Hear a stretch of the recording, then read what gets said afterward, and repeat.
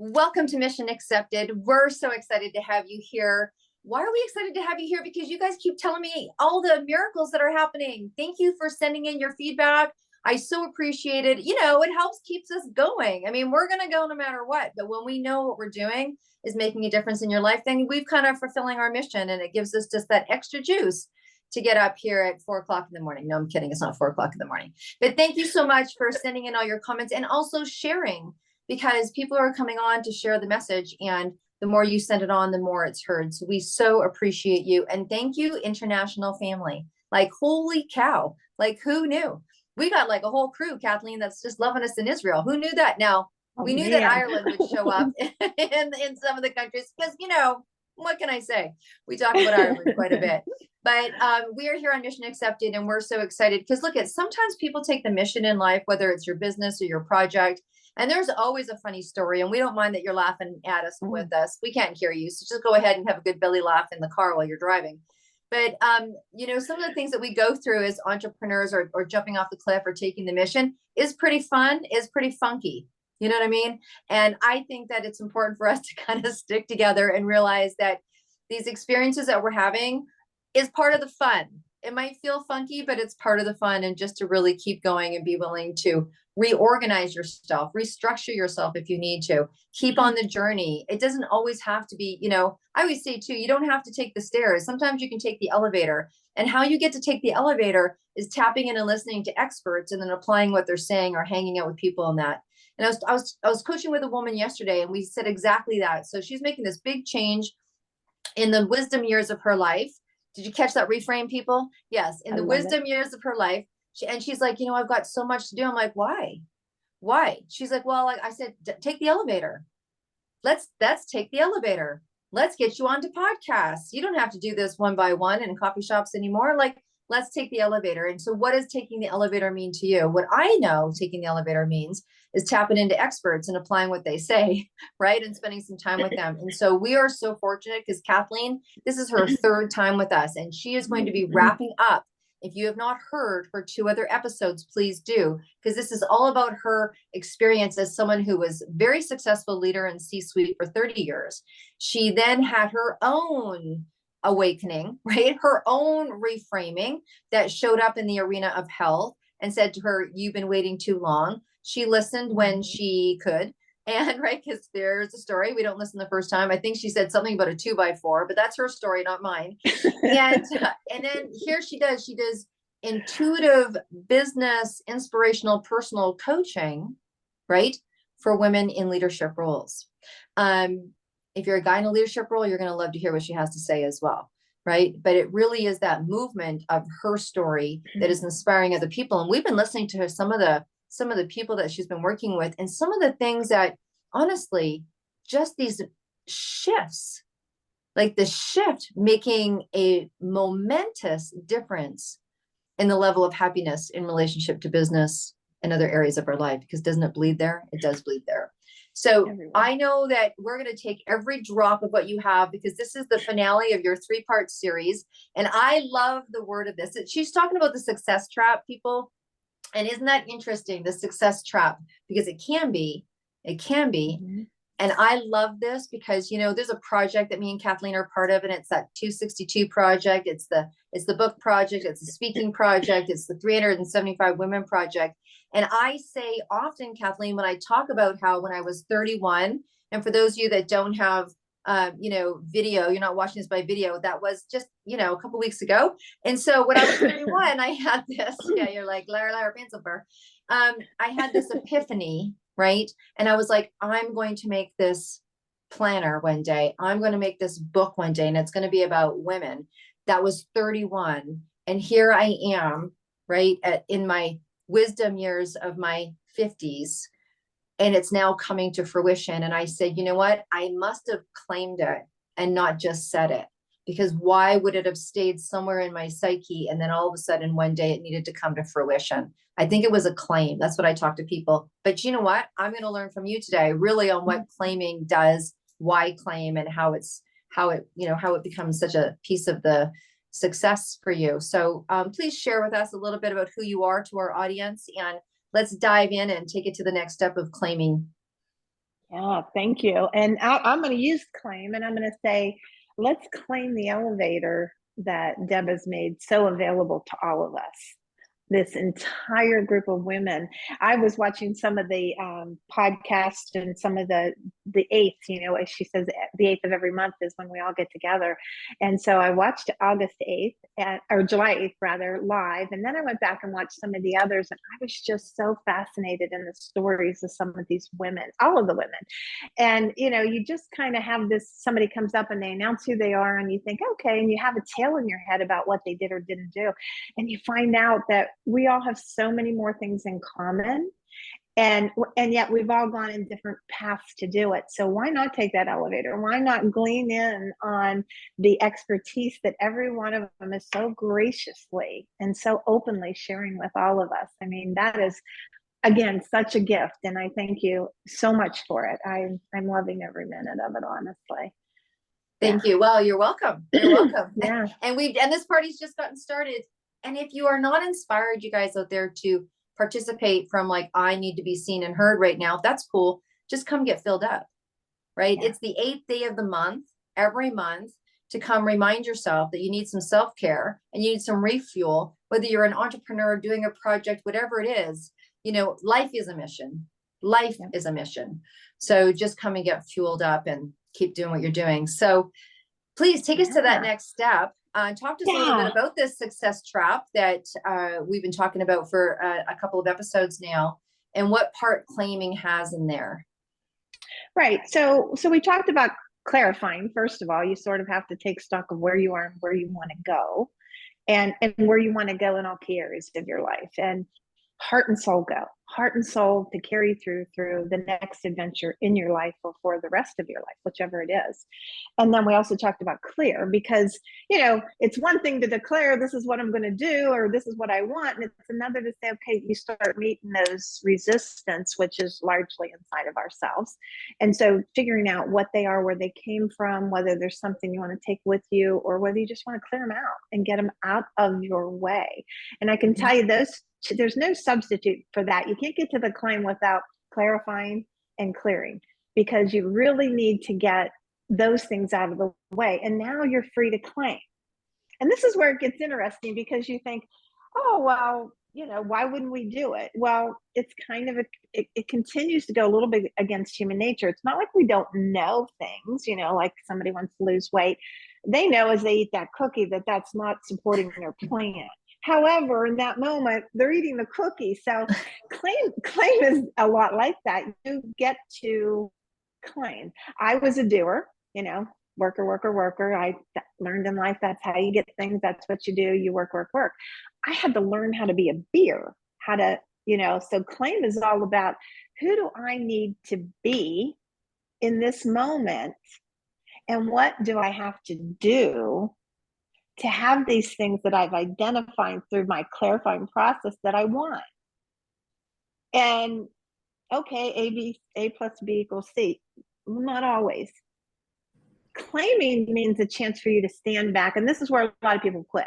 This is why a lot of people don't get to the other side. And this is what makes what I do different from a lot of the coaching that even I experienced and many of us experience. And a lot of it has to do with the individual too. But now's where you get to say, okay, I believe I've declared this is what I want. And then you have to say, okay, now you need to claim what you want to do. An example, I'll go back to the weight thing. I think most women, maybe I'm different, but I don't know how many days in my life I woke up and said, gosh, I wish I were a size 6, or I wish I could get 20 pounds off, or I wish, right? So when you take just that piece of the health, and health, by the way, is mental, emotional, and physical, but we're going to talk about weight because everybody relates, right? So when you get to this step at the claim, okay, it's clear. You think it's clear. You think you want to be a size 6, right? Because I'm 5'2", size 6 sounds cute, whatever. Clothes are cute, whatever. I've gotten away from what I think is keeping me there. But now claim comes to, okay, here's what you have to do, and here's who you have to be to have that. Okay. You need to give up the chocolate that you love. You need to, maybe not have those late night wines. You need, because there's a reality that comes with claiming who and what you want to be and where you're going to take your place in life. Well, all of a sudden, after I can't even say how many years, I thought, you know what? I'm not really willing to do those things. I'm not willing to run 3 miles a day or whatever it was I told myself I needed to do. So I'm no longer going to have that as part of my dream. I'm going to be a comfortable size 8, and that's what it's going to be. There's so much freedom in that claiming. And how many things have we chased our whole life thinking we wanted it when really it was somebody else that wanted it, or society put on us that we wanted? The only women worth looking at are size 2. Not true. Not true. Release that. It doesn't have to be true. And obviously it's not all geared toward weight. But when you get that chance to really stand up and say, put the litmus test, as I say, do you want this? If you don't want it, it's perfectly okay. You can let go of that. You can stop torturing yourself because, let's just say you're not the best housekeeper. Okay, so what? Live with that. Does it really who's it make a difference to? And if we can decide it doesn't make a difference to you, then let's let go of it. And claiming who you are gives you so much power to just free yourself up for the big things, that you want to be. So today, I claim I'm the leader of women. I am out here to inspirationally and with all that I have in me, help women that have so much talent. Sure, I've got all the years of training, whatever you want me to teach you how to be more productive. I can do that, but they don't need me for that. They've got that training. They're very smart women. What they need is help with who they are and to help them get to that space of what they want to claim. Some walk away from, like you said earlier in the last episode, some walk away from what it is they already chose. And some just enhance what they have and make their life much greater. But the key is you get to claim it. You get to decide, and you get to become who it is you need to be, want to be, in order to have what you want. And that doesn't feel like work at all because you're not living in somebody else's space anymore. Head space, body space, mental space. You're living inside what it is that you want. And so, the old, if you're doing what you love, you never work a day in your life. Well, that's true in everything. Relationships aren't hard because you define what that relationship is going to be like, feel like, and be for you. And you attract the people that belong in that same kind of mental space. And so claiming is like my favorite part. And it's also the part that honestly people shy away from the most. And they shy away from it because it sounds like it brings in things that they may not be wanting to do. And so that's where you take that you can examine, is it worth it? And are those things true? I loved in the previous classes that you talked about where it comes to clarifying and clearing, is that maybe you want to claim something, but you think it's going to be difficult because of these beliefs. But really, once you examine those beliefs and realize that those aren't true, then you're able to claim, whether it is the next level financially, maybe in your business. Like, example, I hear it a lot is, well, I'd love to be multiple 6 figures, but it just means I have to work more.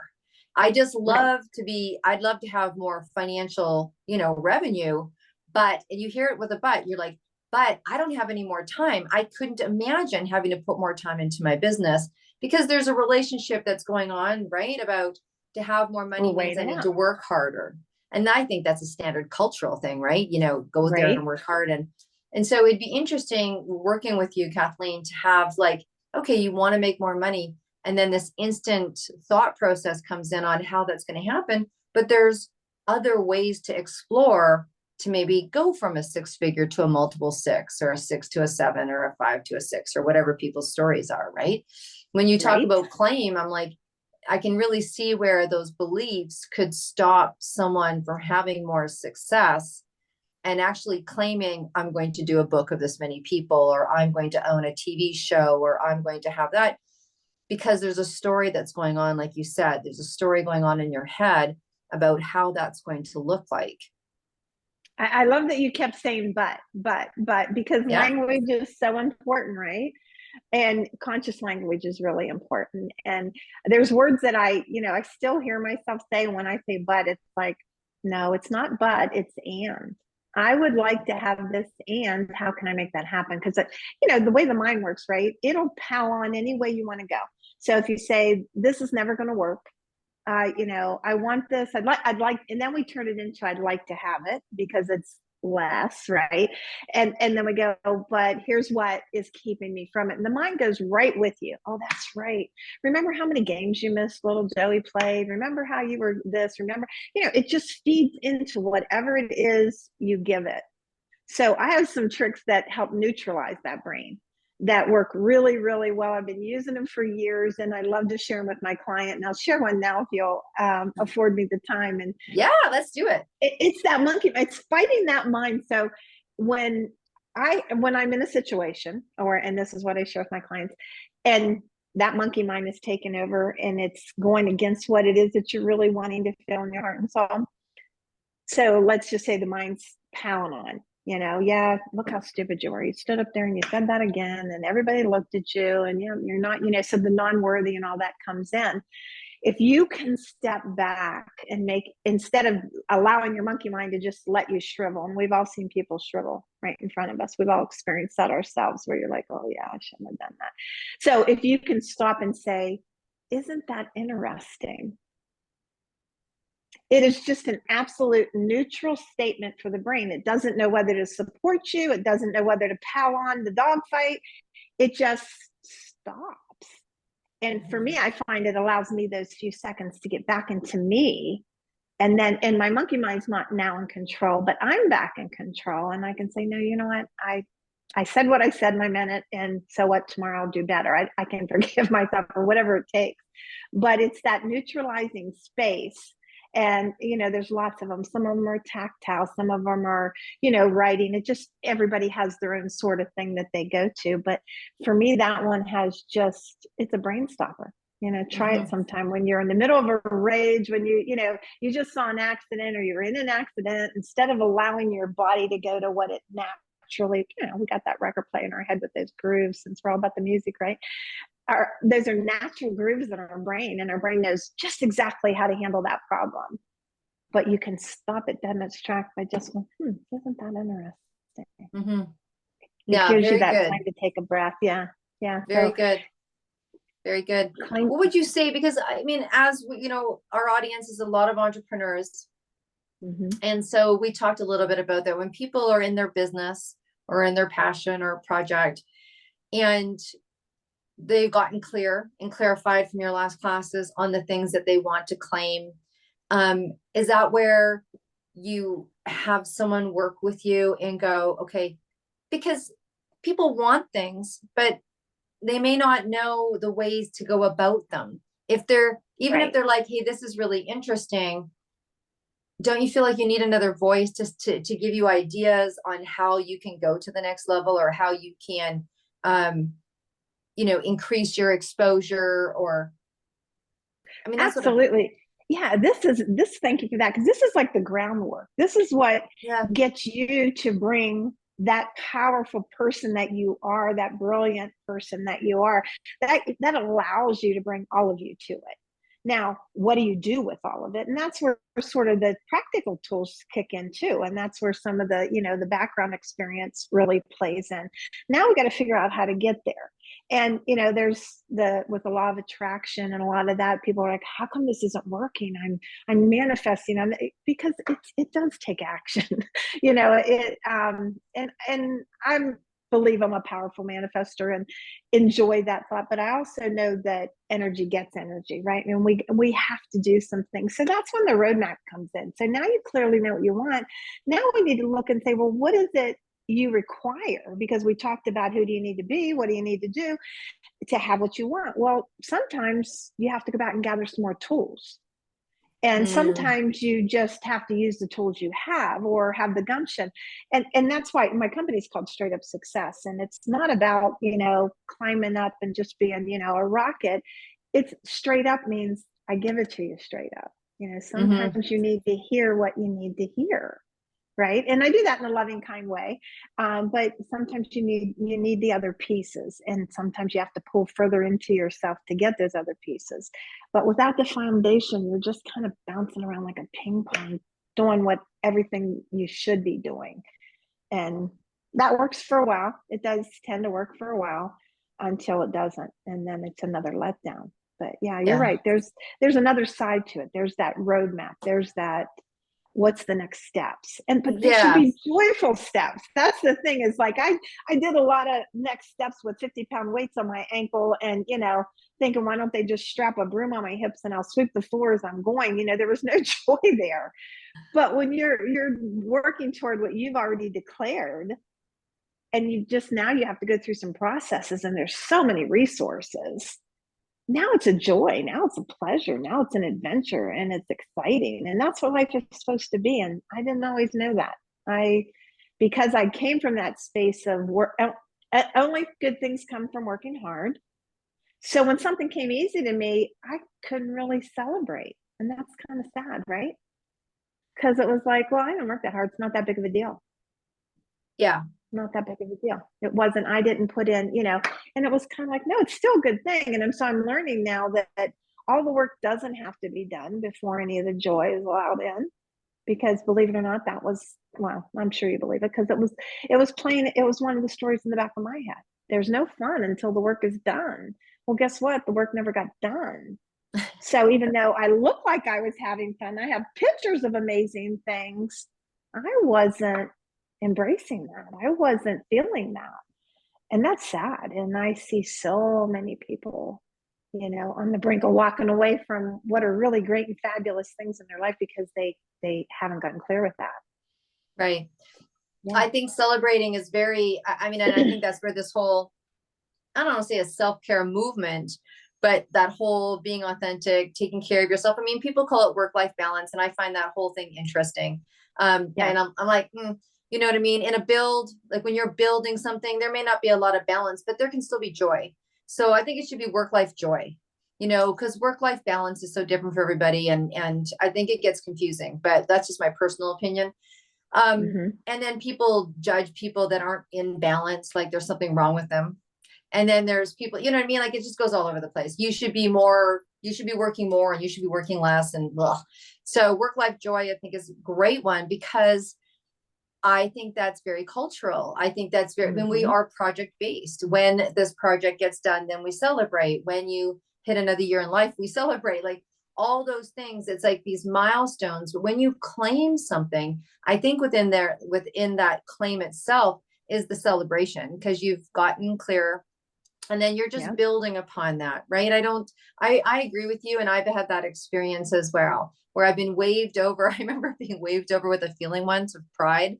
And I actually called my friend, and I'm like, oh, I think I just felt pride, like really felt it, like in my body felt it. I'm like, oh, I think I've arrived.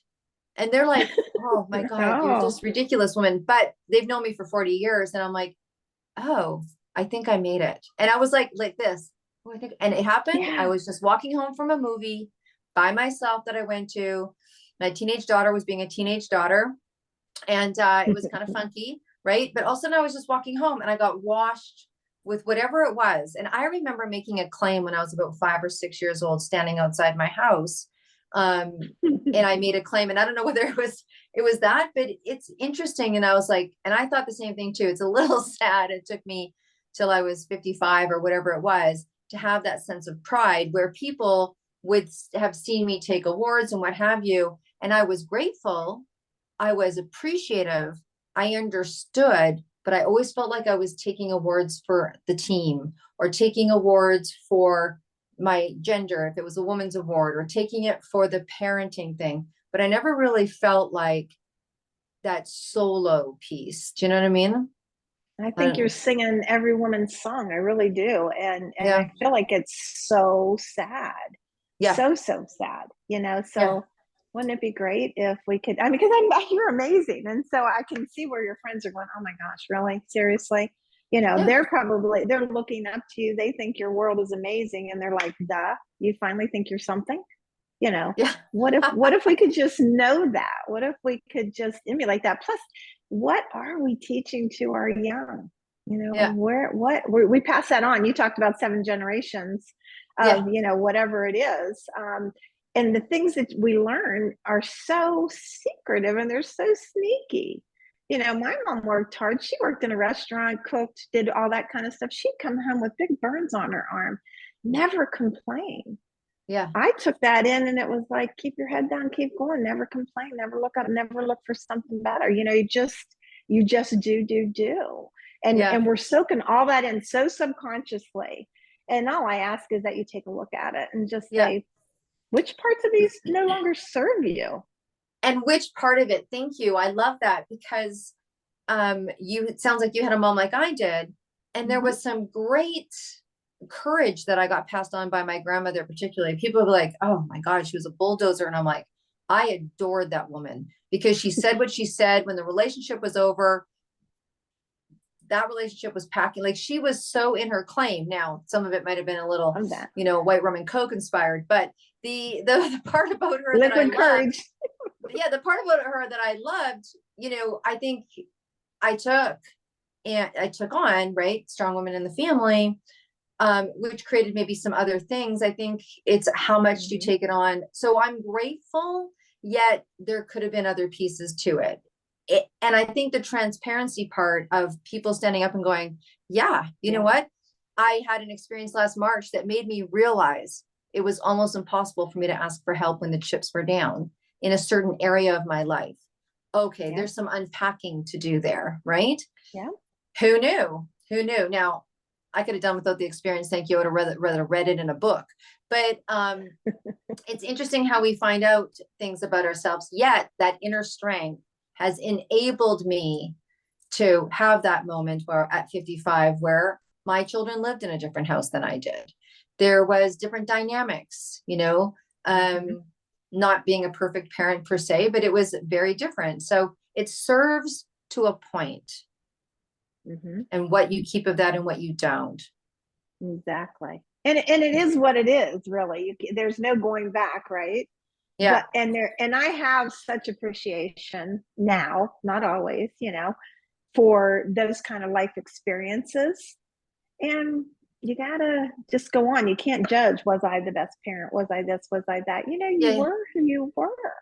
Yeah. And the same with our parents, I'm sure, you know, and I just wish that I could go back, because the women that went before us, you know, everybody told them where they were meant to be. You know, my mom worked, and the attitude of my father was, go ahead if you need to, but don't think I'm coming home to take care of those kids. So what did that say? That said, yeah, sure, you can go out and be your own person as long as you can still hold the earth together, you know. And that's, you know, and so it's no wonder that I came out and thought I had to do exactly the same thing. And, you know, little by little, as you put things down, you find out most things don't fall apart, and the things that do fall away probably weren't required in the first place. Yeah. And it's okay. Evolution. Yeah, evolution. But let's wrap up a little bit around the claiming. So clarifying what you want, getting clear on what that looks like, and then claiming what it is that you need. And then once you're sitting, you know, Kathleen, and you're working with someone around clearing, you got clarification, you're claiming what this next phase of your business looks like, or your next phase of your life looks like, or your next phase of joy. Let's just put it there. And then there's actions to be taken, right? That's when you decide very cool. And you grow that muscle. You talked about, you know, letting go of some things, but you grow that muscle. You had that experience that you would have rather not had. Okay. But and we've all had those, right? But what happens is once you face that in that area, once you realize that you're free to make a choice about your health, then you find out I'm free to make a choice about finances, and it's not quite as scary. And oh yeah, here comes this relationship issue. Wait a minute, I know how to do this. Let's go back to what's real for me, what I want, what makes me feel authentic. And okay, so the decision becomes really easy. And there's no more that guilt, that wrestling, what ifs and all that. It's kind of like, no, it either fits in or it doesn't. And all of a sudden you're living a life that you created, probably for the first time in your life. Yeah. And you have this skill. You have this skill, because we know stuff's still going to keep coming up, right? We're never done. But you recognize this right away, and you say, okay, I know how to deal with this. And, you know, There it is. Big problems are really just big problems. They're not, because we can make, mountains Yeah. out of molehills if we want to. But And I love how you've called this the success trap, working through the success trap, because it's worth examining. Like there's people like, oh, when you're that new entrepreneur, you want to get to here and you think that Mhm. here is cool and that's what you're going for. And then you just think it's going to be more of here, but there's so many layers and things change and evolve and your life changes, your decision around success, what that success looks like. I mean, my first company, I owned a private health studio and I was doing massage 10 hours a day.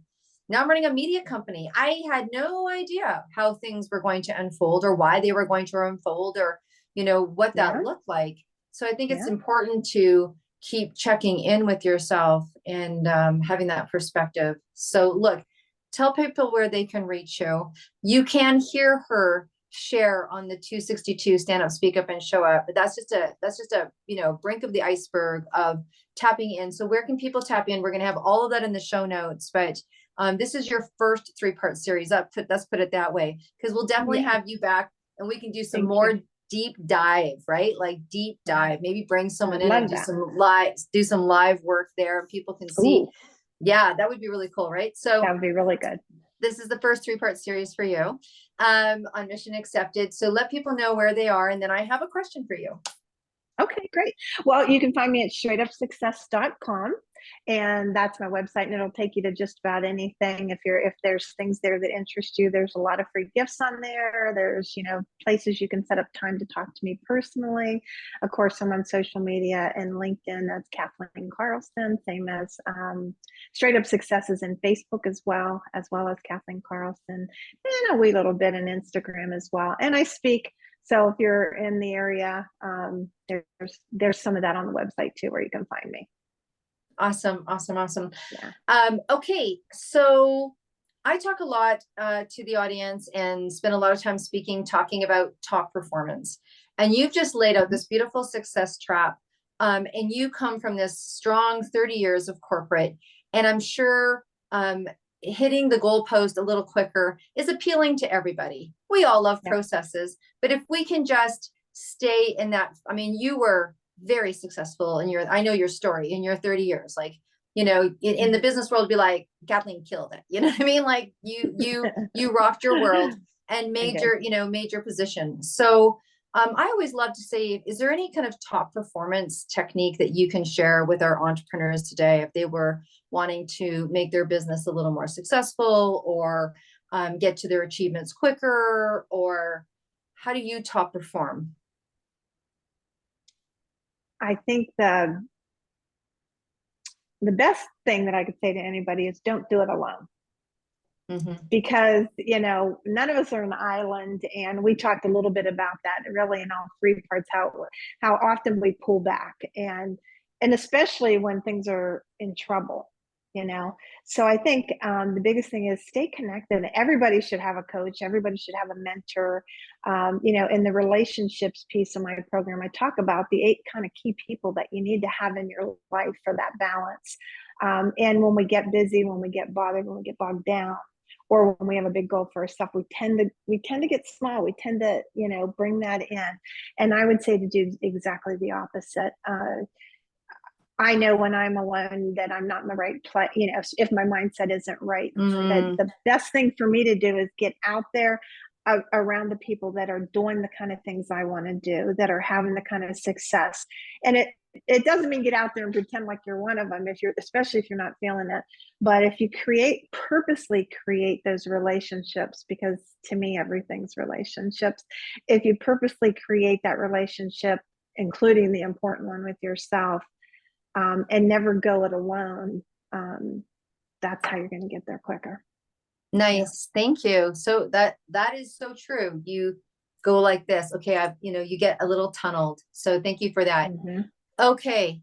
We've been talking about music. We always talk about music on our show. That's just what we do. And everyone knows they did a tour.ca. Me and my girlfriend are kind of hoofing across the country. And we're going to go raise money for the music community because everybody needs music. Everybody needs music and we need to support that craft. I know that you are a Rod Stewart fan, #1 fan, Yeah. and someone out there is going to connect you to him, and you're going to just have the most incredible time. And he's going to be so happy to meet you. I mean, he's probably sitting there thinking the same thing. How am I going to meet Kathleen Carlson? Like, you know what? Yep. She's on my bucket list, and I just need someone to know who she is. And so if you know Rod and you now know Kathleen, you need to do Rod a favor and put him together with this woman. So outside of Rod, tell us, you know, what kind of music do you use to inspire yourself? You know, movement is always good.